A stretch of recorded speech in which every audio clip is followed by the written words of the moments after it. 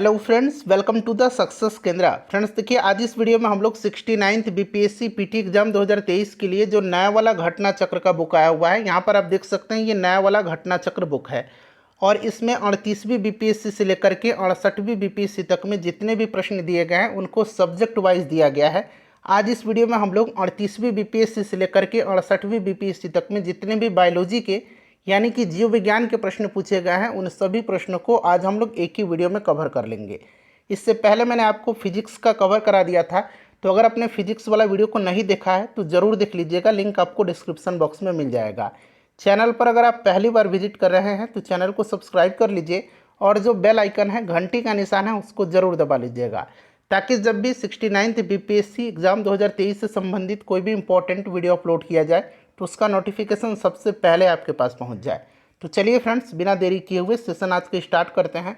Friends please पहले video को like कर दीजिए और जब सेशन समाप्त होगा तो इसे कम से कम एक ग्रुप में ज़रूर शेयर कर दीजिएगा। फ्रेंड्स जैसे मैंने आपको बताया कि आज इस वीडियो में हम लोग 69th बीपीएससी पीटी एग्जाम 2023 के लिए जो नया वाला घटना चक्र का बुक आया हुआ है उसमें जितने भी बायोलॉजी यानी कि जीव विज्ञान के प्रश्न 38वीं बीपीएससी से लेकर के 68वीं बीपीएससी तक में पूछे गए हैं उन सभी प्रश्नों को आज हम लोग एक ही वीडियो में डिस्कस कर लेंगे।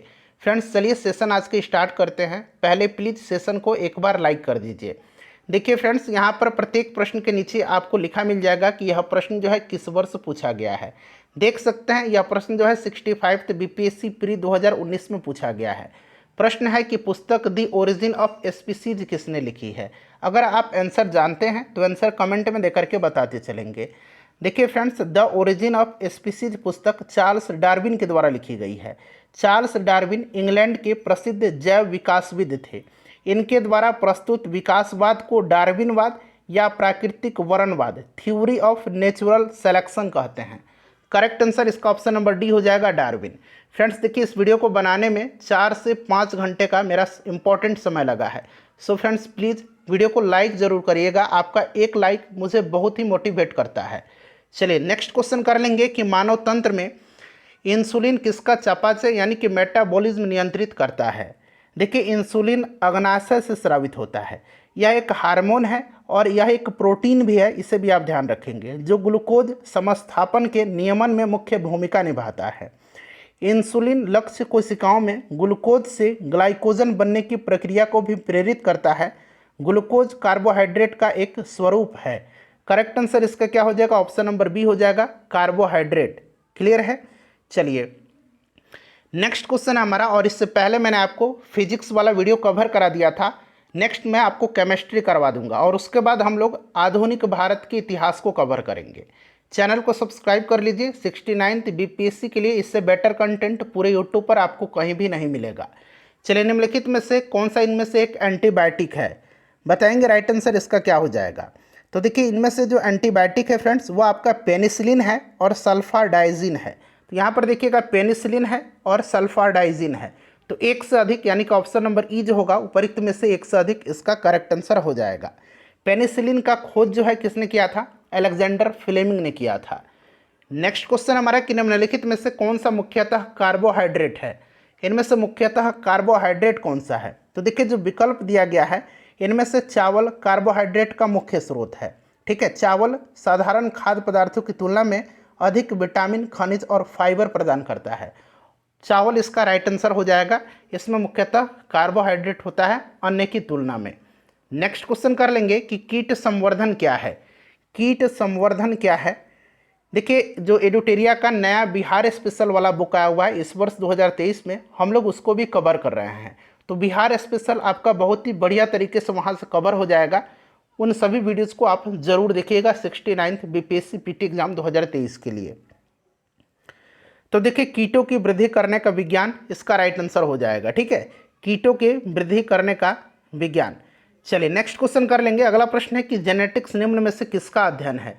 जेनेटिक्स निम्न में से किसका अध्ययन है। तो जेनेटिक्स जीव विज्ञान की वह शाखा है जिसके अंतर्गत जीवधारियों में जीनों, अनुवांशिकता और विचरण का अध्ययन किया जाता है। करेक्ट आंसर अनुवांशिकता और विचरण हो जाएगा। नेक्स्ट क्वेश्चन है कि गर्भ में भ्रूण के विकास को जानने के लिए निम्नलिखित किरणों या तरंगों में से किसका उपयोग किया जाता है। गर्भ में भ्रूण के विकास को जानने के लिए निम्नलिखित तरंगों में से किसका उपयोग किया जाता है? बताएंगे राइट आंसर क्या हो जाएगा। तो करेक्ट आंसर इसका पराध्वनि तरंगे हो जाएगा, option number C right answer हो जाएगा। चलिए नेक्स्ट क्वेश्चन है हमारा कि निम्नलिखित में से कौन सा एक सच्चा फल यानी कि ट्रू फ्रूट नहीं है, सच्चा फल नहीं है। बताएंगे राइट आंसर इसका क्या हो जाएगा। देखिए जब फल के निर्माण में अंडाशय के अलावा कुछ अन्य भाग भी शामिल हों तो ऐसे फल को असत्य फल यानी कि फॉल्स फ्रूट कहते हैं। ठीक है, तो ये सच्चा फल नहीं यानी कि इनमें से असत्य फल फॉल्स फ्रूट कौन सा है। तो मैंने अभी आपको बता दिया कि जब फल के निर्माण में अंडाशय यानी कि ओवरी के अलावा कुछ अन्य भाग भी शामिल हों तो ऐसे फल को असत्य फल यानी कि फॉल्स फ्रूट कहते हैं। सेब, काजू, नाशपाती ये असत्य फल के उदाहरण हैं। तो यहाँ पर देखिएगा सेब दिया गया है।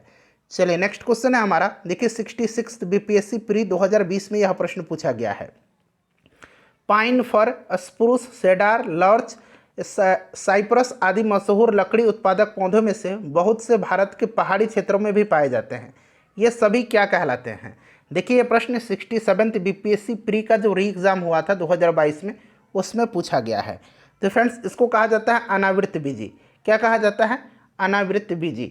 ठीक है, चलिए नेक्स्ट क्वेश्चन करेंगे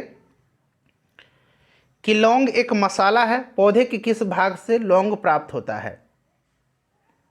तो देखिए लौंग जो है यह बंद कलियां या पुष्प कलिका है। क्या है? पुष्प कलिका है यानी कि फूल की कली है। Option number D right answer इसका हो जाएगा। चलिए अगला प्रश्न करेंगे कि लौंग पौधे के निम्नलिखित में से किस भाग से प्राप्त होता है। देखिए ये प्रश्न जो है दोबारा बीपीएससी में पूछा गया है। ये प्रश्न 66 में पूछा गया था और सेम प्रश्न जो है ये 56 टू 59 में पूछा गया है कि लौंग पौधे के निम्नलिखित में से किस भाग से प्राप्त किया जाता है। तो अभी मैंने आपको बताया था फूल की कली से यानी कि पुष्पकली। तो यहाँ पर देखिए शुष्क पुष्पकली दिया गया है। चलिए नेक्स्ट क्वेश्चन, और केसर किससे प्राप्त किया जाता है? केसर भी पूछा जाता है। तो केसर वर्तिकाग्र से प्राप्त किया जाता है। ठीक है, वर्तिकाग्र से। अगला प्रश्न है हमारा कि अदरक तना है जड़ नहीं, क्यों?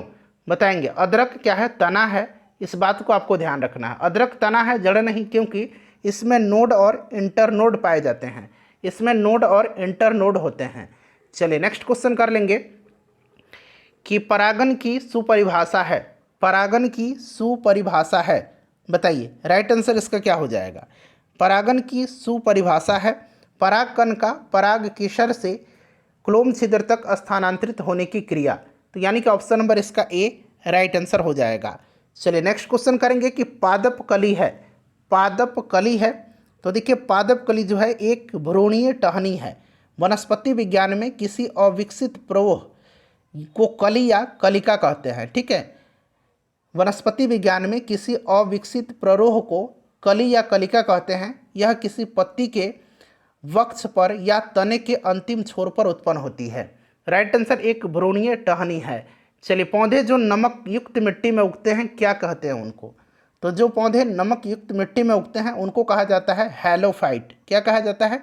हैलोफाइट कहा जाता है। तो यहाँ पर देखिएगा ऑप्शन नंबर यहाँ पर सी राइट आंसर हो जाएगा, हैलोफाइट। ठीक है, चलिए नेक्स्ट क्वेश्चन है कि लवणता युक्त वातावरण प्रेमी पौधों को क्या कहते हैं? लवणता युक्त वातावरण प्रेमी पौधों को क्या कहते हैं? तो इसको कहा जाता है लवण मृदुभिद। ऑप्शन नंबर इसका डी राइट आंसर हो जाएगा। चलिए नेक्स्ट क्वेश्चन है हमारा कि देखिए ईईजी इलेक्ट्रोइंसेफेलोग्राम निम्न में से किसकी निगरानी के लिए उपयोग होता है? तो ईईजी का इस्तेमाल किया जाता है किसकी निगरानी के लिए? तो फ्रेंड्स ये मस्तिष्क के, और एक ईसीजी होता है ईसीजी, इसका उपयोग हृदय के लिए किया जाता है। ठीक है, चलिए नेक्स्ट क्वेश्चन कर लेंगे। अगला प्रश्न है हमारा कि मांसपेशियों में दर्द के उपचार में उपयोग किया जाने वाला विकिरण कौन सा है? तो यह विकिरण जो है यह इंफ्रारेड है। इंफ्रारेड हिंदी में इसको अवरक्त विकिरण कहेंगे। ठीक है, चलिए तो इंफ्रारेड इसका राइट आंसर हो जाएगा। उसके बाद देखिए जीवों में अत्यधिक विविधता का कारण क्या है? जीवों में अत्यधिक विविधता का कारण क्या है? देखिए आधुनिक नौ डार्विनवादियों के अनुसार जीनों में साधारणतः परिवर्तनों के उपरांत एक नए जीव बनते हैं जिनसे उनमें विभिन्नताएं बढ़ जाती है और इन परिवर्तनों को उत्परिवर्तन कहते हैं। ये परिवर्तन स्पष्टतः वंशानुगत होते हैं तथा पीढ़ियों में वरण द्वारा नई जातियों की उत्पत्ति होता है। तो राइट आंसर इसका उत्परिवर्तन हो जाएगा। चलिए नेक्स्ट क्वेश्चन है कि मेंडल के आनुवंशिकता का सिद्धांत किस पर आधारित है। मेंडल के आनुवंशिकता का सिद्धांत किस पर आधारित है बताएंगे। आनुवंशिकता का जनक कहा जाता है मेंडल को, इस बात को ध्यान रखेंगे। ये लैंगिक जनन पर आधारित है। ऑप्शन नंबर सी इसका राइट आंसर हो जाएगा। नेक्स्ट क्वेश्चन है कि डीएनए की खोज किसने किया था। डीएनए की खोज किसने किया था, तो देखिए डीएनए की पहचान सर्वप्रथम वर्ष 1869 में किसने किया था, फ्रेडरिक मिस्चर ने किया था। फ्रेडरिक मिस्चर राइट आंसर हो जाएगा इसका, जो कि ऑप्शन में नहीं दिया गया है। ऑप्शन नंबर ई राइट आंसर होगा, उपरोक्त में से कोई नहीं। देखिए जेम्स वाटसन और फ्रांसिस क्रिक जो हैं, इन्होंने एक्सरे विश्लेषण के द्वारा 1953 में डीएनए का कुंडलीकार विन्यास प्रस्तुत किया था। ध्यान रखेंगे आप, ठीक है। चलिए नेक्स्ट क्वेश्चन कर लेंगे कि जीव कोशिकाओं में आनुवांशिक लक्षणों के नियंत्रण में निम्नलिखित में से कौन सा उत्तरदायी है। इसमें से कौन सा उत्तरदायी है। राइट आंसर इसका डीएनए हो जाएगा। ऑप्शन नंबर डी डीएनए हो जाएगा। चलिए अगला प्रश्न कर लेंगे। फ्रेंड्स प्लीज़ वीडियो को लाइक कर दीजिएगा, काफ़ी मेहनत लगता है वीडियो बनाने में। देखिए यकृत एवं मांसपेशियों में ऊर्जा जमा होती है। सिंपल सा क्वेश्चन है। यकृत और मांसपेशियों में ऊर्जा जो है ये ग्लाइकोजन के रूप में जमा होती है। किसके रूप में, ग्लाइकोजन के रूप में जमा होती है। अगला प्रश्न है कि निम्न में से कौन सा कोशिका घटक कोशिकाओं में दाखिल होने वाले जीवाणुओं को नष्ट करता है। कौन नष्ट करता है। राइट आंसर इसका लाइजोजोम हो जाएगा। लाइजोजोम को क्या कहा जाता है, कोशिका की आत्महत्या की थैली कहा जाता है, ठीक है। चलिए नेक्स्ट क्वेश्चन है कि शरीर में लौह की कमी होने से क्या होता है। लोहे की कमी से होने से क्या होता है, तो फ्रेंड्स ये रक्त अल्पता होता है। ऑप्शन नंबर इसका ए राइट आंसर हो जाएगा। अगला प्रश्न है कि मानव शरीर का सामान्य तापमान कितना होता है। मानव शरीर का सामान्य तापमान कितना होता है, चलिए बताएंगे। अगर डिग्री सेल्सियस में पूछेगा तो लगभग ये 36.9 डिग्री सेल्सियस यानी कि 37 डिग्री सेंटीग्रेड हम कह सकते हैं, ठीक है। यहाँ पर देखिए फ़ारेनहाइट में पूछा गया है। फ़ारेनहाइट में 98.6 डिग्री फ़ारेनहाइट हो जाएगा, ठीक है। और केल्विन में पूछेगा तो 310 केल्विन, इसे भी आप ध्यान रखेंगे। इनमें से कौन सी ग्रंथि को मानव शरीर की तीसरी आँख कहा जाता है। मानव शरीर की तीसरी आँख कहा जाता है, तो तीसरी आँख इसमें से पीनियल ग्रंथि को कहा जाता है। पीनियल ग्रंथि को कहा जाता है। चलिए उसके बाद देखिएगा कि कंकाल के वे हिस्से जो हड्डियों की तरह सख्त नहीं होते हैं और मोड़े जा सकते हैं। देखिए ये प्रश्न जो है 68th बीपीएससी पीटी 2023 जो 12 फरवरी 2023 को ही लिया गया था उसमें पूछा गया है। उसको कार्टिलेज कहते हैं, उपास्थि कहते हैं, ठीक है। जैसे कान की हड्डी है, इसको आप जो है सख्त नहीं होते हैं, इसको आसानी से आप मोड़ के देख लीजिए, ये उपास्थि हैं। देखिए उपास्थि जो होता है यह संयोजी ऊतक का उदाहरण होता है। यह एक कनेक्टिंग टिश्यू का एग्जाम्पल होता है, इससे भी आप ध्यान रखेंगे। चलिए अगला प्रश्न है कि लाइकेन में एक क्लोरोफिल युक्त पार्टनर एक साथ रहते हैं। लाइकेन में एक क्लोरोयुक्त पार्टनर एक साथ रहते हैं, तो कौन कौन से रहते हैं, तो शैवाल और कवक रहते हैं। शैवाल और कवक, ठीक है, शैवाल और कवक रहते हैं। चलिए नेक्स्ट क्वेश्चन कर लेंगे। ये भी प्रश्न देखिए 68th बीपीएससी में पूछा गया है। ये भी देखिए नेक्स्ट वाला क्वेश्चन भी 68th में ही पूछा गया है कि मादा एनाफिलीज को मादा क्यूलेक्स से अलग किया जा सकता है क्योंकि यह बैठती है अध अस्तर के साथ एक कोण पर। ऑप्शन नंबर इसका बी राइट आंसर हो जाएगा। नेक्स्ट क्वेश्चन करेंगे कि शरीर की प्रतिरोधक क्षमता से जुड़ा सबसे महत्वपूर्ण कोशिका प्रकार कौन सा है। प्रतिरोधक क्षमता से जुड़ा सबसे महत्वपूर्ण कोशिका का प्रकार कौन सा है। 68 बीपीएससी का एक क्वेश्चन है, लिम्फोसाइट इसका राइट आंसर हो जाएगा। चलिए अगला प्रश्न कर लेंगे कि ल्यूकीमिया कई प्रकार के कैंसर का एक नाम है जो अस्थि मज्जा में उत्पन्न होता है और बहुत संख्या में असामान्य रक्त कणिकाओं का बनना शुरू करता है। यह रक्त कणिका कौन है, तो ल्यूकीमिया जो है यह WBC है, यानी कि श्वेत रक्त कणिका है। WBC इसका राइट आंसर हो जाएगा, श्वेत रक्त कणिका। नेक्स्ट क्वेश्चन है कि मानव शरीर के किस अंग में उपकला कोशिका पाई जाती है। किस अंग में उपकला कोशिका पाई जाती है बताएंगे। राइट आंसर इसका क्या हो जाएगा, करेक्ट आंसर इसका क्या हो जाएगा, तो देखिए इसमें बाल, नाक, फेफड़ा और अग्नाशय सब में पाई जाती हैं, तो एक से अधिक इसका राइट आंसर हो जाएगा। देखिए आंत्रज्वर रोग मानव शरीर के किस अंग को प्रभावित करता है, तो नाम में ही है, तो ये आंत को प्रभावित करता है। चलिए उनमें से देखिएगा कि निम्न में से कौन सी क्रिया पृथ्वी पर हो रहे कार्बन चक्र में ऑक्सीजन को बढ़ाती है। कौन सी इसमें से क्रिया है जो पृथ्वी पर हो रहे कार्बन चक्र में ऑक्सीजन को बढ़ाती है? तो ये फोटोसिंथेसिस है, यानी कि प्रकाश संश्लेषण की क्रिया है जिसमें ऑक्सीजन विमुक्त होता है। ठीक है, चलो उसके बाद देखिएगा कि कार्बनिक कृषि एक ऐसी कृषि प्रणाली है जिसमें, सभी ऑप्शन को देख लीजिए, 65 बीपीएससी में पूछा गया प्रश्न है। कार्बनिक कृषि एक ऐसी कृषि प्रणाली है जिसमें कार्बनिक खादों, पुनर्चक्रित फॉर्म, अपशिष्टों तथा जैव कारकों का अधिकतम मात्रा में प्रयोग किया जाता है। ऑप्शन नंबर इसका सी राइट आंसर हो जाएगा। चलिए नेक्स्ट क्वेश्चन कर लेंगे कि निम्न में से संवहनी पौधे को चुनिए। संवहनी पौधा इनमें से कौन सा है? तो इनमें से संवहनी पौधा जो है ये आपका कौन सा है? फर्न है। कौन सा है फ्रेंड्स? संवहनी पौधा इसमें से फर्न है। ठीक है, चलिए उसके बाद देखिएगा कि स्पाइरोगाइरा। देखिए स्पाइरोगाइरा निम्नलिखित शैवालों में से किसका एक उदाहरण है? तो स्पाइरोगाइरा जो है यह एक हरा शैवाल है। ठीक है, हरा शैवाल है। चलिए नेक्स्ट हमारा कि निम्नलिखित में से शैवाल का एक उदाहरण है। शैवाल का इसमें से एक उदाहरण जो है ये डायटम है। कौन सा है? डायटम है। अगला प्रश्न है कि निम्नलिखित में से कौन सा प्राणी जगत का सबसे बड़ा संघ है? प्राणी जगत का सबसे बड़ा संघ जो है ये कौन सा है? तो ऑर्थ्रोपोडा है। ऑर्थ्रोपोडा राइट आंसर इसका हो जाएगा। ठीक है, इसमें जो है तिलचट्टा, केकड़ा ये सब आता है।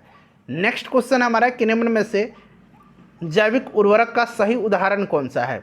जैविक उर्वरक का सही उदाहरण इसमें से कौन सा है? तो माइकोरिजल फंगी, ब्लू ग्रीन शैवाल, ये जो है हरित शैवाल हैं। ठीक है, तो 1 और 2 इसका राइट आंसर हो जाएगा। नेक्स्ट क्वेश्चन है हमारा कि निम्न में से किस पौधे ने, और देखिए फ्रेंड्स मैं आपको बता दूं कि हम लोग दृष्टि आईएएस का 69th बीपीएससी का जो टेस्ट है हम लोगों ने 5 टेस्ट कवर किया हुआ है। साथ ही साथ एडुटेरिया का भी प्रैक्टिस सेट हमने कवर किया हुआ है। सभी वीडियोज़ को जरूर देख लीजिएगा। चलिए निम्नलिखित में से किस पौधे ने खाद्य सामग्री संग्रह करने के लिए अपने स्टेम को संशोधित किया है? तो यह कौन सा पौधा है? यह अदरक है। अदरक है। अदरक क्या है? एक तना है। मैंने अभी बताया था क्योंकि इसमें नोड और इंटरनोड होते हैं। चलिए अगला प्रश्न है हमारा कि मानव शरीर में होता है, मानव शरीर में जो है लगभग 70% वाटर होता है, लगभग 70% जो है पानी होता है। मानव स्वास्थ्य पर ओजोन अवक्षय के क्या प्रभाव हो सकते हैं?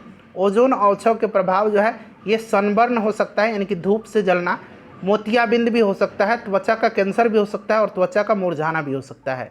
तो सभी हो सकता है, यानी कि 1, 2, 3, 4 इसका राइट आंसर हो जाएगा। उसके बाद देखिएगा कि करकुमा लौंगा कौन से मसाले का वैज्ञानिक नाम है? करकुमा लौंगा जो है ये हल्दी का वैज्ञानिक नाम है। नेक्स्ट है कि वयस्क मानव की हाथों और पैरों की हड्डियों की संख्या मानव शरीर की सभी हड्डियों की संख्या की लगभग कितना प्रतिशत होती है? तो ये लगभग 50% होता है। हाथ और पैर की जो हड्डी हैं ये पूरे शरीर की हड्डी का लगभग 50% हैं। नेक्स्ट क्वेश्चन है कि पेलेग्रा निम्नलिखित में से किस विटामिन की कमी के कारण होता है?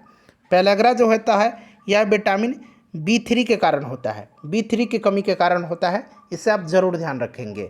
उसके बाद देखिएगा कि कोबालामिन निम्नलिखित में से किस विटामिन का वैज्ञानिक नाम है? तो साइनोकोबालामिन आपने पढ़ा हुआ है, विटामिन B12 का रासायनिक नाम है। विटामिन B12 में कोबाल्ट पाया जाता है। नेक्स्ट क्वेश्चन हमारा कि निम्नलिखित में से कौन सा विटामिन प्रतिस्कंदन विषों के प्रतिविष प्रतिकारक के रूप में प्रयोग किया जाता है? ठीक है, प्रतिस्कंदक विषों के एंटीडोट के रूप में किसका प्रयोग किया जाता है? तो फ्रेंड्स यह विटामिन के है। इस विटामिन को, यानी कि विटामिन के को जो है एंटी हेमोरेजिक फैक्टर कहा जाता है। ठीक है, और इसकी कमी से व्यक्ति का ऑपरेशन आसानी से नहीं किया जा सकता है क्योंकि रुधिर रक्त अधिक बह जाने का खतरा होता है। तो राइट आंसर इसका ऑप्शन नंबर यहाँ पर देखेंगे डी हो जाएगा, विटामिन के। नेक्स्ट क्वेश्चन हमारा कि निम्नलिखित में से किस विटामिन को ऑर्गोकैल्सिफेरॉल कहते हैं? देखिए ऑर्गोकैल्सिफेरॉल किसको कहा जाता है? अच्छा, कैल्सिफेरॉल तो आपको पता है कि विटामिन डी को कहा जाता है, लेकिन ऑर्गोकैल्सिफेरॉल जो है यह कहा जाता है विटामिन D2 को। और एक कोलीकैल्सिफेरॉल होता है, कोलीकैल्सिफेरॉल, यहाँ पर मैं लिख देता हूँ कोली, और बाकी देखिए यहाँ कैल्सिफेरॉल तो लिखा ही गया है। ठीक है, तो कोलीकैल्सिफेरॉल कहा जाता है विटामिन D3 को। Option number A right answer हो जाएगा, ऑर्गोकैल्सिफेरॉल विटामिन D2 को और कोलीकैल्सिफेरॉल विटामिन D3 को कहा जाता है। चलिए अगला प्रश्न है कि मानव शरीर में विटामिन ए भंडारित होता है, आपको पता है लीवर में। कहाँ पर? लीवर में होता है विटामिन ए। विटामिन ए का रासायनिक नाम रेटिनॉल होता है, ठीक है, और इसकी कमी से रतौंधी होती है। क्लियर। और इस विटामिन को संक्रमण रोधी विटामिन भी कहा जाता है, विटामिन ए को। चलिए, विटामिन ए कहाँ भंडारित होता है? तो यकृत में, लीवर में। उसके बाद देखिएगा कि निम्नलिखित में से कौन सा युग्म सही सुमेलित नहीं है? सही सुमेलित नहीं पूछा गया है। यहाँ पर देखेंगे रेटिनॉल विटामिन ए को कहा जाता है, इसकी कमी से रतौंधी, जीरोपैथेलमिया होता है। टोकोफेरॉल कहा जाता है विटामिन ई को। विटामिन ई की कमी से जनन क्षमता में कमी होती है। बेरी बेरी गलत दिया गया है, बेरी बेरी विटामिन बी की कमी से होता है, या विटामिन B1 कहिए, ठीक है। चलिए, उसके बाद देखिए साइनोकोबालामिन रक्त अल्पता, बिल्कुल सही है। साइनोकोबालामिन B12 को कहा जाता है। और ऑर्गोकैल्सिफेरॉल अभी मैंने आपको बताया कि यह विटामिन D2 को कहा जाता है, ठीक है। तो रिकेट्स ये भी सही दिया गया है। पूछा गया है कि कौन सा सुमेलित नहीं है, तो ऑप्शन नंबर बी इसका राइट आंसर हो जाएगा। चलिए, नेक्स्ट क्वेश्चन है हमारा कि निम्नलिखित में से किस युग्म को में सही सुमेल नहीं है? यहाँ बना लीजिएगा सही सुमेल नहीं है। तो इसमें से देखिए सही सुमेल जो नहीं है वो आपसे पूछा गया है। तो सारे के सारे सही सुमेल है इसमें से। विटामिन B1 में थोड़ा बहुत, इसमें संतरा में भी विटामिन B1 पाया जाता है। कॉड लिवर ऑयल जो है इसमें विटामिन डी में पाया जाता है। विटामिन ई गेहूं के अंकुर तेल में विटामिन ई पाया जाता है। अल्फा अल्फा में विटामिन के पाया जाता है। तो सारे ये सुमेलित दिए गए हैं, इनमें से कोई नहीं राइट आंसर इसका हो जाएगा। अगला प्रश्न है कि जिस विटामिन में कोबाल्ट होता है, अभी मैंने बताया था साइनोकोबालामिन, विटामिन B12 इसका राइट आंसर हो जाएगा। नेक्स्ट क्वेश्चन है कि एक स्वस्थ वयस्क मनुष्य में रक्त का कुल परिमाप होता है। रक्त का कुल परिमाप जो होता है यह कितना होता है?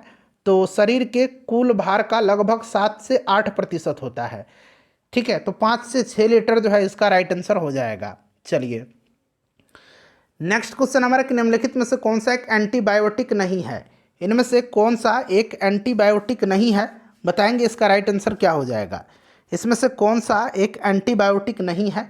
तो ऑक्सीटोसिन एंटीबायोटिक नहीं है, यह एक प्रकार का हार्मोन है, ठीक है। चलिए, नेक्स्ट क्वेश्चन हमारा कि हेपेटाइटिस बी विषाणु का उद्भवन काल होता है, हेपेटाइटिस बी वायरस का। तो फ्रेंड्स ये होता है 30 से लेकर के 180 दिन तक। नेक्स्ट क्वेश्चन है हमारा कि निश्वसन के समय डायफ्राम हो जाता है। निश्वसन, ठीक है, उसके समय डायफ्राम जो होता है ये गुंबदाकार हो जाता है। कैसा हो जाता है? गुंबदाकार हो जाता है। अगला प्रश्न कि निम्नलिखित में से कौन सी एक गैस वातावरण प्रदूषक मानी जाती है? वातावरण प्रदूषक जो मानी जाती है ये SO2 है, यानी कि सल्फर डाइऑक्साइड गैस है। नेक्स्ट क्वेश्चन हमारा कि निम्नलिखित में से किसका प्रयोग मच्छरों के जैविक नियंत्रण के लिए किया जाता है? तो किसका किया जाता है? गैम्बूसिया का, गैम्बूसिया, ठीक है। चलिए, मछली होती है यह जो खा जाती है मच्छर के लार्वों को। हीमोग्लोबिन का कार्य क्या है? हीमोग्लोबिन का कार्य ऑक्सीजन का परिवहन करना है। सिंपल सा क्वेश्चन है, ऑक्सीजन का परिवहन करना है। चलिए, अगला प्रश्न है कि ट्रांसफ्यूजन में, देखिए आधान में, ट्रांसफ्यूजन में रक्त न केवल रक्त के प्रकार में बल्कि खाली स्थान दिया गया में संगत होना चाहिए। जब रक्त मतलब ब्लड दिया जाता है या लिया जाता है तो उस कंडीशन में RH फैक्टर भी चेक किया जाता है। न केवल ब्लड ग्रुप ही नहीं मिलाया जाता है, बल्कि यहाँ देखिए रक्त के प्रकार यानी कि ब्लड ग्रुप में ही, बल्कि जो RH फैक्टर है उसकी भी जांच की जाती है। RH कारक हो जाएगा। नेक्स्ट क्वेश्चन है कि लाल रक्त कणिका विहीन जंतु कौन सा है? लाल रक्त कणिका विहीन यानी कि जिसमें RBC नहीं होता है, तो RBC केंचुआ में नहीं होता है, ठीक है। केंचुआ राइट आंसर हो जाएगा। उसके बाद देखिएगा कि इनमें से रक्त दाब का मापक यंत्र कौन सा है? ब्लड प्रेशर मापा किससे जाता है? तो ये मापा जाता है एस्फिग्मो मैनोमीटर से। एस्फिग्मो मैनोमीटर से मापा जाता है। चलिए, अगला प्रश्न है कि वृक्क से प्रति मिनट औसत रक्त प्रवाह होता है। वृक्क से प्रति मिनट 1200 सीसी रक्त प्रवाहित होता है, 1200 सीसी। मानव वृक्क प्रतिदिन लगभग 1500 लीटर रक्त की शुद्धि करता है तथा 1.5 लीटर 1.5 लीटर मूत्र में तब्दील करता है। सभी पॉइंट्स को ध्यान रखेंगे। 1200 सीसी इसका राइट आंसर हो जाएगा। इंसुलिन क्या है? अभी मैंने बताया था कि इंसुलिन एक हार्मोन है और साथ साथ एक यह प्रोटीन भी है, तो प्रोटीन इसका राइट आंसर हो जाएगा। चलिए, निम्नलिखित में से कौन सा हार्मोन है? इसमें से हार्मोन इनमें से कौन सा है? तो इंसुलिन हार्मोन है, ठीक है। चलिए, अगला प्रश्न है हमारा कि महिला सेक्स हार्मोन है।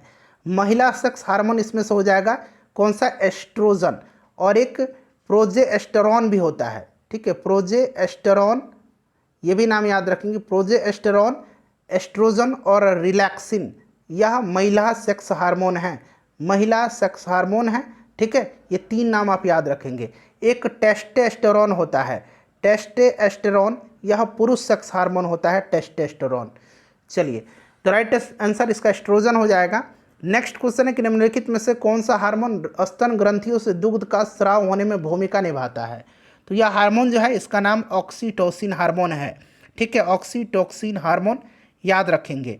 चलिए नेक्स्ट क्वेश्चन कर लेंगे। ऑक्सीटोसिन हार्मोन करेक्ट आंसर हो जाएगा। नेक्स्ट क्वेश्चन, अच्छा लव हार्मोन किसको कहा जाता है, लव हार्मोन किसको कहा जाता है, जरा आप मुझे कमेंट करके बताइएगा। ठीक है, चलो उसके बाद देखिए निम्नलिखित में से किस हार्मोन में आयोडीन मिली होती है। आयोडीन किस में मिली होती है, तो थायरॉक्सिन में आयोडीन मिली होती है। ठीक है, थायरॉक्सिन, ठीक है, थायराइड ग्रंथि के द्वारा यह स्रावित होता है। चलिए, तो ये आपका थायरॉक्सिन हो जाएगा। नेक्स्ट है कि पीयूष यानी कि पिट्यूटरी ग्रंथि स्थित होती है। पिट्यूटरी ग्लैंड को मास्टर ग्लैंड यानी कि मास्टर ग्रंथि भी कहा जाता है। यह कहाँ होती है, तो मस्तिष्क में। अगला प्रश्न कि एंटीबायोटिक दवा का उदाहरण इसमें से कौन सा है। एंटीबायोटिक दवा का उदाहरण इसमें से कौन सा है, तो इसमें से देखिए कौन सा हो जाएगा फ्रेंड्स एंटीबायोटिक दवा का उदाहरण। तो इनमें से पेनिसिलिन है, पेनिसिलिन एंटीबायोटिक है। चलिए नेक्स्ट क्वेश्चन हमारा कि चिकित्सा स्थितियों का निदान करने के लिए एमआरआई, यहाँ मैं लिख देता हूँ एमआरआई तकनीक उपयोग किया जाता है। एमआरआई में किसका उपयोग नहीं होता है, एमआरआई मैग्नेटिक रेजोनेंस इमेजिंग, बताइए इसमें किसका उपयोग नहीं होता है। तो इसमें उपयोग जो है किसका नहीं होता है, तो एक्सरे और गामा का उपयोग नहीं होता है। ठीक है, तो एक से अधिक इसका राइट आंसर हो जाएगा। नेक्स्ट क्वेश्चन है कि अंगोरा ऊन किससे निकाला जाता है। अंगोरा ऊन जो है यह खरगोश से निकाला जाता है। अगला प्रश्न है कि पौधे अपना पोषक तत्व मुख्यतः किससे प्राप्त करते हैं, तो मुख्यतः जो है पौधे मिट्टी से प्राप्त करते हैं। मृदा इसका राइट आंसर हो जाएगा। फ्रेंड्स थोड़ा सा जल्दी में कवर करेंगे क्योंकि हम लोग 165 प्रश्नों को कवर करने वाले हैं। देखिए जो नया वाला घटना चक्र का बुक दिया गया है इसमें बहुत सारे पुराने क्वेश्चन को छोड़ दिया गया है, लेकिन ये मैं घटना चक्र तो आपको करा ही दे रहा हूँ, साथ ही साथ जो क्वेश्चन छोड़ दिया गया है इस बुक में जो प्रीवियस ईयर में बीपीएससी में पूछे गए हैं उनको भी मैं कवर करवा दे रहा हूँ। तो इससे आपको एक फ़ायदा इस वीडियो को देखने से हो रहा है कि मैं सारे क्वेश्चन को कवर करवा रहा हूँ। प्रकाश संश्लेषण होता है, तो प्रकाश संश्लेषण जो है यह होता है क्लोरोप्लास्ट में। क्लोरोप्लास्ट में हरे रंग का वर्णक क्लोरोफिल पाया जाता है। ठीक है, अगला प्रश्न कि प्रकाश संश्लेषण का उप उत्पाद क्या है, यानी कि इसका बाई प्रोडक्ट क्या है। तो इसका उप उत्पाद जो है यह ऑक्सीजन हो जाएगा। ठीक है, ऑक्सीजन इसका राइट आंसर हो जाएगा। इसका उप उत्पाद ऑक्सीजन है, बाई प्रोडक्ट इसका ऑक्सीजन है। ठीक है, चलिए अगला प्रश्न है कि सौर ऊर्जा एटीपी में बदलती है। सौर ऊर्जा एटीपी में बदलती है, राइट आंसर इसका क्लोरोप्लास्ट हो जाएगा। क्लोरोप्लास्ट में सौर ऊर्जा एटीपी में बदलती है। क्लोरोप्लास्ट एक पादप कोशिकांग है जिसमें पर्णहरित या क्लोरोफिल नामक एक प्रोटीन युक्त जटिल रासायनिक यौगिक पाया जाता है। यह वर्णक जो है क्लोरोफिल पत्तों के हरे रंग को प्रदान करता है। तो क्लोरोप्लास्ट राइट आंसर हो जाएगा। कोशिका का शक्ति स्रोत होता है, बताइएगा। पावर हाउस कहा जाता है माइटोकॉन्ड्रिया को। कोशिका का पावर हाउस माइटोकॉन्ड्रिया को, कोशिका के प्रोटीन फैक्ट्री राइबोसोम को कहा जाता है। नेक्स्ट क्वेश्चन है कि भ्रूण किस में मिलता है। भ्रूण किस में मिलता है, देखिए पौधे में भ्रूण बीज में मिलता है। अंकुरण प्रक्रिया के फलस्वरूप भ्रूण बीज से बाहर आता है, तो बीज इसका राइट आंसर हो जाएगा। अगला प्रश्न के निम्नलिखित में से कौन प्रतिजैविक औषधि है। प्रतिजैविक औषधि इसमें से कौन सा है, चलिए बताएंगे। इसमें से प्रतिजैविक औषधि जो है यह कौन सी है, तो यहाँ पर देखेंगे यहाँ पर देखिए क्लोराम्फेनिल। ठीक है, यह एक प्रतिजैविक है जिसका उपयोग बैक्टीरियल इन्फेक्शन के उपचार में किया जाता है। साथ ही साथ देखिए सल्फागुआनिडिन, सल्फागुआनिडिन जो है यह भी एक प्रकार का एंटीबायोटिक ही है, प्रतिजैविक ही है। तो इसीलिए इसका विकल्प एक से अधिक हो जाएगा। क्लियर। नेक्स्ट क्वेश्चन है कि मनुष्य में अल्फा टॉक्सिन खाद्य विषाक्तता द्वारा सामान्यतः कौन सा अंग प्रभावित होता है। कौन सा अंग प्रभावित होता है, बताएंगे। राइट आंसर इसका लीवर होता है। लीवर होता है, ठीक है, लीवर होता है। राइट आंसर इसका यकृत हो जाएगा। उसके बाद देखिए मनुष्य के शरीर के किस अंग में लिम्फोसाइट्स का निर्माण होता है। लिम्फोसाइट्स का निर्माण जो है यह कहाँ होता है, तो अस्थि मज्जा में भी होता है और स्प्लीन में भी होता है, यानी कि प्लीहा में भी होता है, तिल्ली में और अस्थि मज्जा दोनों में होता है। तो एक से अधिक इसका राइट आंसर हो जाएगा। ठीक है, चलिए नेक्स्ट क्वेश्चन करेंगे कि ऑन्कोजिन संबंधित है तो यह कैंसर से संबंधित है, यानी कि कर्क रोग से। तो ऑप्शन नंबर सी इसका राइट आंसर हो जाएगा, कर्क रोग से। ठीक है, चलिए उसके बाद देखिएगा कि एंजाइम लाइपेज का स्रोत है। एंजाइम लाइपेज का जो स्रोत है ये कौन सा है, बताइए राइट आंसर इसका क्या हो जाएगा। एंजाइम लाइपेज का जो स्रोत है यह क्या है। तो लाइपेज का जो स्रोत है फ्रेंड्स यह आपका हो जाएगा अग्नाशय। ठीक है, चलिए उसके बाद देखिए निम्नलिखित में से कौन सा रक्त के संचलन में मदद करता है। रक्त के संचलन में मदद कौन करता है, देखिए ये मदद करता है एरिथ्रोसाइट यानी कि आरबीसी। ठीक है, आरबीसी को एरिथ्रोसाइट भी कहा जाता है। तो ऑप्शन नंबर सी इसका राइट आंसर हो जाएगा। निम्नलिखित में से कौन सा क्लोरोफिल का घटक नहीं है। क्लोरोफिल का घटक जो है इसमें से कौन सा नहीं है, तो मैग्नीशियम है, कार्बन भी है, हाइड्रोजन भी है, कैल्शियम नहीं है।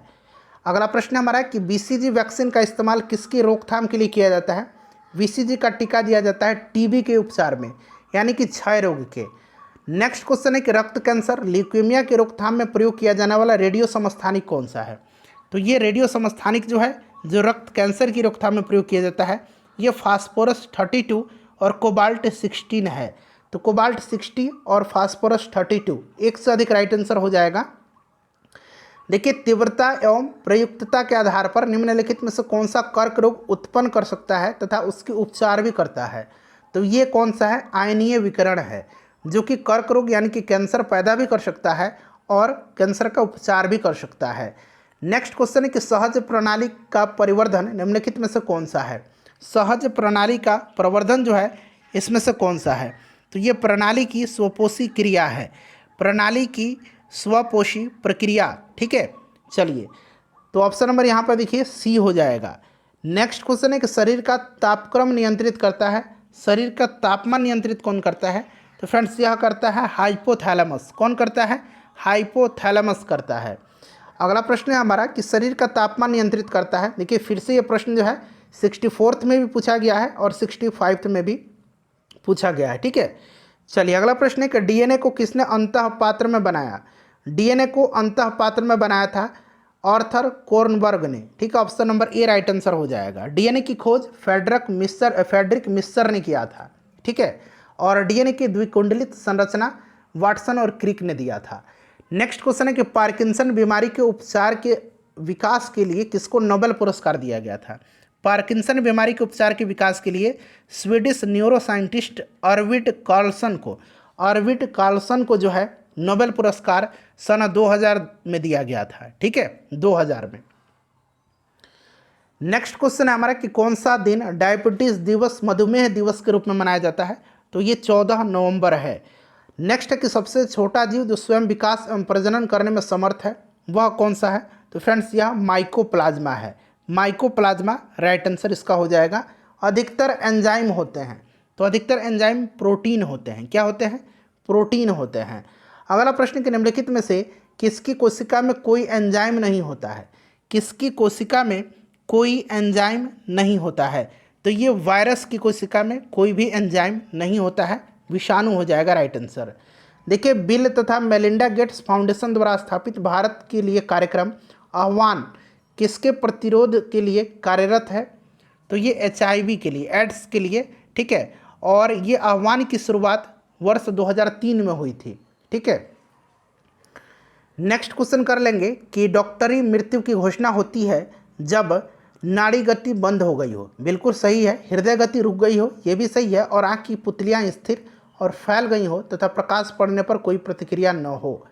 तो ये तीनों सही है। तो ऊपर सभी तीनों एक साथ मौजूद हों, ऑप्शन नंबर डी हो जाएगा। नेक्स्ट क्वेश्चन है कि सर्वप्रथम मानव हृदय प्रत्यारोपण हुआ था। तो ये दक्षिण अफ्रीका में हुआ था। डॉक्टर क्रिश्चियन बर्नार्ड को जो है ये कहा जाता है हृदय प्रतिरोपण का जो इनको जनक कहा जाता है। ठीक है, चलिए क्रिश्चियन बर्नार्ड याद रखेंगे। जीवाणु की खोज किसने किया था। जीवाणु की खोज किया था किसने, तो लीवेनहॉक ने किया था। लीवेनहॉक राइट आंसर हो जाएगा। चलिए उसके बाद देखिएगा नेक्स्ट क्वेश्चन है, और विषाणु का खोज किसने किया था। इवानोस्की ने किया था। विषाणु का खोज इवानोस्की ने किया था। ठीक है, किस वैज्ञानिक चिकित्सक ने पहली बार टीकाकरण की शुरुआत किया था। टीकाकरण की शुरुआत एडवर्ड जेनर ने किया था। एडवर्ड जेनर को प्रतिरक्षा प्रणाली का जनक कहा जाता है। चेचक की टीके की खोज एडवर्ड जेनर ने ही किया था। नेक्स्ट क्वेश्चन है कि बायोडिग्रेडेबल अपशिष्ट को आमतौर पर जिसकी मदद से उपयोगी पदार्थ में बदला जाता है वह है, तो वह क्या है फ्रेंड्स? बैक्टीरिया है। नेक्स्ट है हमारा कि कणीय तत्व क्या है? कणीय तत्व क्या है यानी कि पार्टिकुलेट मैटर क्या है? तो फ्रेंड्स पार्टिकुलेट मैटर जो है यह एक वायु प्रदूषक है। वायु प्रदूषक राइट आंसर हो जाएगा। नेक्स्ट है कि संवहनी पौधे में पानी ऊपर किससे जाता है? संवहनी पौधे में पानी ऊपर जाता है किससे? जाइलम टिश्यू से, जाइलम टिश्यू से। और भोज्य पदार्थ फ्लोएम टिश्यू से। नेक्स्ट क्वेश्चन है कि सेल्सियस स्केल पर मानव शरीर का सामान्य तापमान मैंने अभी आपको बताया था 36.9 डिग्री सेंटीग्रेड यानी कि लगभग 37 डिग्री सेंटीग्रेड होता है। सर्वदाता वर्ग के रक्तदाता का रक्त ग्रुप होता है सर्वदाता है यानी कि यूनिवर्सल डोनर है, तो ये ब्लड ग्रुप ओ हो जाएगा। ठीक है, universal recipient blood group A B है, सर्वग्राहिता। नेक्स्ट क्वेश्चन है ब्लड ग्रुप की खोज किसने किया था? कार्ल लैंडस्टीनर ने किया था। सर्वभौमिक स्वीकार रक्त यानी कि ए बी हो जाएगा इसका। ठीक है, सभी का रक्त यह जो है ले सकता है। चलिए नेक्स्ट क्वेश्चन कर लेंगे कि हड्डियों की पढ़ाई विज्ञान की किस शाखा के अंतर्गत होती है? तो हड्डियों की पढ़ाई विज्ञान के जिस शाखा के अंतर्गत होती है उसको कहा जाता है ऑस्टियोलॉजी। ऑस्टियोलॉजी राइट आंसर हो जाएगा। ठीक है, ऑस्टियोलॉजी। और यहाँ देखिएगा सेरोलॉजी दिया गया है। सेरोलॉजी जो है इसके अंतर्गत रुधिर सीरम का वैज्ञानिक अध्ययन किया जाता है। ओरोलॉजी जो दिया गया है, ओरोलॉजी इसके अंतर्गत पर्वतों का अध्ययन किया जाता है। ठीक है, जियोलॉजी के अंतर्गत पृथ्वी की आंतरिक संरचना तथा उसमें पाए जाने वाले पदार्थों का अध्ययन जियोलॉजी के अंतर्गत किया जाता है। मानव शरीर में निम्नलिखित में से कौन सी ग्रंथि यहाँ पर दिखेगा कि जोड़े के रूप में मौजूद रहती है? यहाँ जोड़े बना लीजिए। तो करेक्ट आंसर इसका क्या हो जाएगा बताएंगे? करेक्ट आंसर इसका क्या हो जाएगा? तो फ्रेंड्स यह आपका हो जाएगा कौन सी ग्रंथि? अधिवृक्क ग्रंथि। ठीक है, अधिवृक्क ग्रंथि हो जाएगा। नेक्स्ट क्वेश्चन हमारे कशेरुक रज्जु में कितनी जोड़ी तंत्रिकाएं निकलती हैं? तो फ्रेंड्स यह 31 जोड़ी तंत्रिकाएं निकलती हैं। देखिए मनुष्य के जीवन काल में कितने दांत 2 बार विकसित होते हैं? तो ये दांत जो 2 बार विकसित होते हैं टोटल 32 दांत हैं। मनुष्य के जीवन काल में 20 दांत 2 बार विकसित होते हैं। 20 दांत 2 बार विकसित होते हैं और 12 दांत केवल एक ही बार पैदा होते हैं। उसके बाद देखिए मनुष्य के खोपड़ी में कितनी अस्थियाँ होती हैं? तो 28 हो जाएगा। अगला प्रश्न है कि मनुष्य के शरीर की पैर की हड्डी होती है, तो पैर की हड्डी जो होती है ये खोखली होती है, खोखली होती है। ठीक है, चलिए नेक्स्ट क्वेश्चन है हमारा कि 20 वर्ष की आयु में मानव शरीर में हड्डियों की संख्या कितनी होती है? लगभग तो 20 वर्ष में आदमी वयस्क हो जाता है और वयस्क व्यक्ति में 206 हड्डी पाई जाती है, तो उपरोक्त में से कोई नहीं। उसके बाद देखिए कौन सा मनुष्य में अवशेषी अंग नहीं है? अवशेषी अंग नहीं है, अवशेषी अंग बताइएगा। अवशेषी अंग एक ऐसा अंग है जो क्रियाविहीन प्रतीत होता है पर इसके पूर्वज के क्रियाशील अंग के समजात दर्शाया जाता है। बताइएगा इसमें से कौन सा जो है? तो ये सामने वाला चपटा दांत कृंतक। ठीक है, यह जो है आपका राइट आंसर हो जाएगा, सामने वाला चपटा दांत कृंतक। चलिए उसके बाद नेक्स्ट क्वेश्चन कर लेंगे और यहाँ पर देखेंगे 1 मिनट। हाँ, ऑप्शन नंबर सी इसका राइट आंसर हो जाएगा। चलिए नेक्स्ट क्वेश्चन कर लेंगे कि जैविक सिस्टम में रासायनिक क्रिया की प्रक्रिया को तेज करने के उत्तरदायी पदार्थ जो है ये क्या है? तो ये एंजाइम है जो प्रतिक्रिया की दर को बढ़ा देता है, एंजाइम है। विटामिन जो खट्टे फलों में पाया जाता है तथा चर्म को यानी कि चमड़ा को स्वस्थ रखने के लिए जरूरी होता है, तो ये विटामिन सी है। क्लियर? चलिए एस्कॉर्बिक एसिड कहा जाता है। विटामिन सी का रासायनिक नाम देखिए आ भी गया, एस्कॉर्बिक अम्ल, एस्कॉर्बिक एसिड। दूध किसका घटिया स्रोत होता है? तो दूध होता है विटामिन सी का घटिया स्रोत। अगला प्रश्न कि 80% से अधिक सेल में पाया जाने वाला पदार्थ कौन सा है? यानी कि कोशिका में, तो ये पाया जाता है। बताइए राइट आंसर इसका क्या हो जाएगा? 80% से अधिक सेल में पाया जाने वाला पदार्थ जो है ये कौन सा है? तो फ्रेंड्स यह वाटर है, जल है। चलिए निषेचन की क्रिया कहाँ पर होती है? निषेचन की क्रिया जो है ये कहाँ पर होती है? तो निषेचन की क्रिया जो है यह होती है अंडवाहिनी में। अगला प्रश्न है कि आधुनिक मनुष्य का पूर्वज इसमें से कौन सा है? आधुनिक मनुष्य का पूर्वज जो है इसमें से कौन सा है? तो ये क्रोमैग्नन मनुष्य हो जाएगा। ठीक है, क्रोमैग्नन आधुनिक मनुष्य से मिलता जुलता है। नेक्स्ट क्वेश्चन है विकास का मुख्य कारक है। विकास का मुख्य कारक प्राकृतिक वर्ण है। प्राकृतिक वर्ण हो जाएगा, प्राकृतिक वर्ण। ठीक है, चलिए कवक पौधों में नहीं पाया जाता है, कवक पौधे में नहीं पाया जाता है, तो कवक पौधों में जो है नहीं पाया जाता है क्या, पर्णहरित, पर्णहरित नहीं पाया जाता है। शैवाल और कवक के मिलने से लाइकेन बनता है। ठीक है, जिसको हम क्या कहते हैं, जिसको कहते हैं हम लोग म्यूटुअलिज्म, म्यूटुअलिज्म कहा जाता है। ठीक है, प्रतिवर्ती क्रियाओं का नियंत्रण केंद्र कहाँ पर है, प्रतिवर्ती क्रियाओं का नियंत्रण केंद्र जो होता है स्पाइनल कॉर्ड में होता है, यानी कि कशेरुक रज्जु में। ठीक है, कशेरुक रज्जु में होता है, तो ये आपका कशेरुक रज्जु हो जाएगा। नेक्स्ट क्वेश्चन है, कच्चे फलों को कृत्रिम रूप से पकाने के लिए प्रयोग में लाई जाने वाली गैस का नाम क्या है। तो कृत्रिम रूप से जो है एसिटिलीन का भी इस्तेमाल किया जाता है और एथिलीन का भी इस्तेमाल किया जाता है, तो बी और डी दोनों होना चाहिए, लेकिन आजकल एथिलीन का ही इस्तेमाल ज़्यादातर किया जा रहा है। नेक्स्ट क्वेश्चन है, माँ पौधे की भांति पौधा मिलता है। तो फ्रेंड्स यह मिलता है किससे, तो बीज से भी प्राप्त होता है और तना काट से भी प्राप्त होता है, तो इन दोनों से राइट आंसर हो जाएगा इसका। अगला प्रश्न कि जल से बाहर निकालने पर मछलियाँ मर जाती हैं क्योंकि, तो क्योंकि मर जाती हैं क्योंकि वे सांस नहीं ले पाती हैं। ठीक है, सांस नहीं ले पाती हैं मछलियाँ। चलिए उसके बाद नेक्स्ट क्वेश्चन है कि वह जहाँ जीव रहता है उस सटीक जगह को क्या कहते हैं, तो उसको आवास कहा जाता है। क्या कहा जाता है उसको, उसको हैबिटेट कहा जाता है, आवास कहा जाता है। अगला प्रश्न हमारे कि मायोग्लोबिन में कौन सी धातु होती है, मायोग्लोबिन में जो है कौन सी धातु होती है, मायोग्लोबिन में जो है कौन सी धातु होती है। चलिए इसका आंसर आप कमेंट करके बताएंगे। ठीक है, इसका आंसर आप कमेंट करके बताएंगे कि मायोग्लोबिन में कौन सी धातु पाई जाती है। ठीक है, चलो उसके बाद नेक्स्ट क्वेश्चन है कि मनुष्य के शरीर में खून के शुद्धिकरण की प्रक्रिया को क्या कहते हैं, तो इसको डायलिसिस कहा जाता है। क्या कहा जाता है, डायलिसिस कहा जाता है। अगला प्रश्न है कि निम्न में से किसकी कमी से मधुमेह होता है, तो मधुमेह इंसुलिन के अल्प स्रवण से होता है। ठीक है, इंसुलिन के अल्प स्रवण से होता है। चलिए नेक्स्ट क्वेश्चन हो जाएगा कि एड्स निम्न कारणों में से किसके द्वारा होता है, एड्स वायरस के कारण होता है, यानी कि विषाणु के कारण होता है।